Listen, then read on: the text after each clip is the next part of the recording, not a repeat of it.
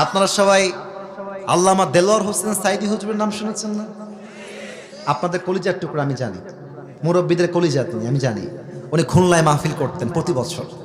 আমার আব্বা আমাকে বলে যে আব্বা, আমার আব্বা কিন্তু এখনো খুলনার ভাষাতেই কথা বলে, আমার বাবা অন্য কোনো ভাষা পারেই না। আমাকে বলে আব্বা যখন সাইদি সাহেব আসতেন, মুরব্বী, দাড়ি পেকে গেছে, দাঁত ভেঙে গেছে, সাইকেল চালিয়ে চালিয়ে সাইদি সাহেবের মাহফিল শুনতে যেত।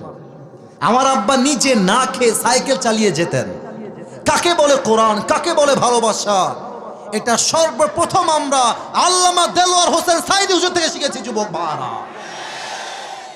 উনি একটা কথা বলতেন যে তোমরা যদি অল্প কথায় বেশি ব্যবসা করতে চাও, অলওয়েজ খালি কইবা সুবহানাল্লাহ, আলহামদুলিল্লাহ, লা ইলাহা ইল্লাল্লাহ, আল্লাহু আকবার।